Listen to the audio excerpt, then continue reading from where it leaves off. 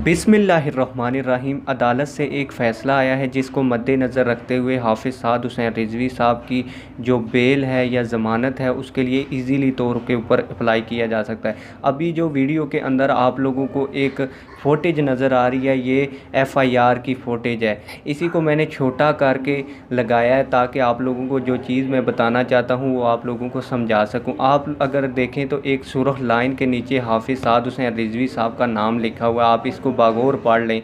ये एफ़आईआर है। अभी इसके फ़ैसले की फ़ोटेज मैं अपनी वीडियो के अंदर लगाता हूँ, आप लोग इस फ़ोटेज को भी देखें। इसमें ये लिखा है कि अगर इन तमाम, ये बहुत से लोग हैं लेकिन इसमें यह भी लिखा है कि अगर हाफ़िज़ साद हुसैन रिज़वी साहब अदालत में पेश नहीं होते तो इनको गिरफ़्तार करके अदालत के अंदर पेश किया जाए। अब आप लोग समझेंगे ये क्या है। आप तो कह रहे थे कि हाफ़िज़ साद हुसैन रिज़वी साहब की इस फ़ैसले के थ्रू ज़मानत के लिए बआसानी अप्लाई किया जा सकता है। जी हाँ, मैं आपको बताता हूँ कि जब इसी फ़ैसले की अगली पेशी होगी, मैंने पेशी की बड़े ढूंढने की कोशिश की है कि मुझे पता चले कि ये जो फ़ैसला है इसकी अगली पेशी कब है, समाअत कब है, लेकिन मैं कोशिश कर रहा हूँ, अभी तक मुझे नहीं पता चला कि समाअत कब है। जब मुझे ये भी पता चल जाएगा कि ये समाअत कब है तो मैं आप लोगों को बता भी दूँगा कि ये समाअत कब है।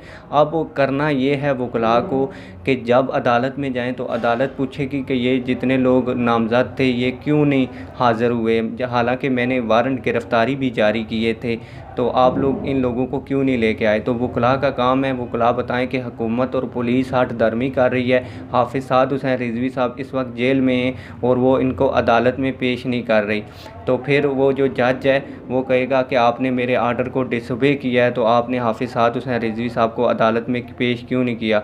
तो फिर होगा ये कि पुलिस अगली पेशी के ऊपर हाफ़िज़ साद हुसैन रिज़वी साहब को अदालत में लेके आएगी। जैसे ही अदालत में हाफ़िज़ साद हुसैन रिज़वी साहब आएंगे तो फिर जब अदालत में कोई बंदा आता है तो उसकी बेल के लिए या ज़मानत के लिए अप्लाई करना बहुत आसान होता है और वो ज़मानत हो भी जाती है। उम्मीद करता हूँ आप लोगों को ये तमाम तर चीज़ें बड़ी आसानी के साथ समझ आ गई होंगी।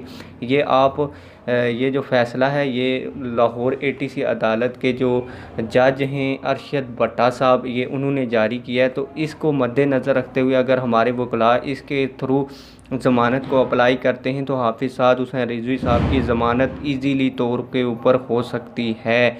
उम्मीद करता हूँ आप लोगों को ये वीडियो पसंद आई होगी। अगर ये वीडियो पसंद आई है तो चैनल को सब्सक्राइब करें, वीडियो को लाइक करें। मिलते हैं किसी और वीडियो में। वस्सलाम।